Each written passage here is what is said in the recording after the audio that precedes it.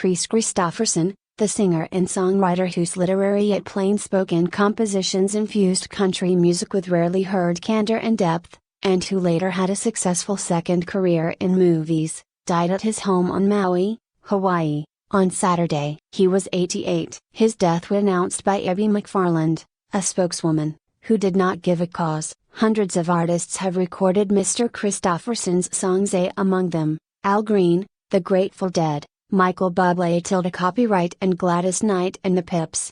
Mr. Kristofferson's breakthrough as a songwriter came with For the Good Times, a bittersweet ballad that topped the country chart and reached the top 40 on the pop chart for Ray Price in 1970. His Sunday Morning Coming Down became a #1 country hit for his friend and mentor Johnny Cash later that year. Mr. Cash memorably intoned the song's indelible opening couplet, "Well, I woke up Sunday morning, with no way to hold my head that didn't hurt, and the beer I had for breakfast wasn't bad." Expressing more than just the malaise of someone suffering from a hangover, Sunday Morning Coming Down gives voice to feelings of spiritual abandonment that border on the absolute. Nothing short of dying is the way the chorus describes the desolation that the song's protagonist is experiencing. Steeped in a neo-romantic sensibility that owed as much to John Keats as to the Beat Generation and Bob Dylan, Mr. Kristofferson's work explored themes of freedom and commitment, alienation and desire, darkness and light.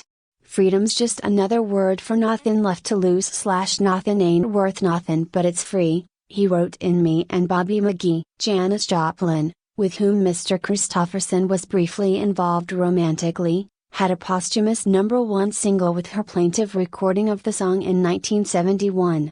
Later that year Help Me Make It Through the Night became a #1 country and top 10 pop hit in a heart-stopping performance by Sammy Smith. The composition won Mr. Kristofferson a Grammy Award for Country Song of the Year in 1972. It was a heady time to be a songwriter in Nashville, where Mr. Kristofferson fell in with a gifted circle of like-minded and similarly bacchanalian tunesmiths who were as driven to succeed as he was, Roger Miller and Willie Nelson among them.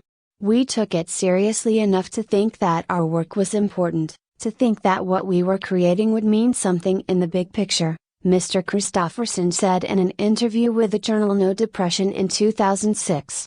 "Looking back on it, I feel like it was kind of our Paris in the 20s, he went on, alluding to American expatriate writers like Ernest Hemingway and Gertrude Stein who lived there at the time. Real creative and real exciting and intense. Mr. Kristofferson's own raspy, at times pitch-indifferent vocals never quite gained traction with commercial radio. One notable exception was the gospel suffused Why Me, a #1 country and top 40 pop hit released on the Monument label in 1973. Another gospel song of his, One Day at a Time, written with Mary John Wilkin, was a #1 country single for the singer Christy Lynn in 1980.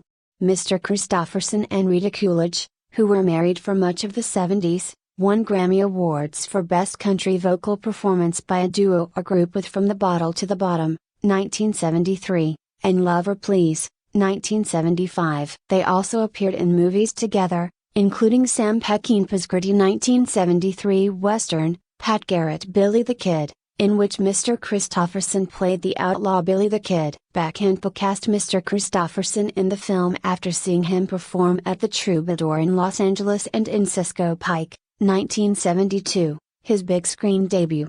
Martin Scorsese then cast Mr. Kristofferson, whose rugged good looks lent themselves to the big screen, as the laconic male lead, alongside Ellen Burstyn, in the critically acclaimed 1974 drama Alice Doesn't Live Here Anymore. He later starred opposite Barbra Streisand in Frank Pearson's 1976 remake of A Star Is Born, a performance for which he won a Golden Globe Award.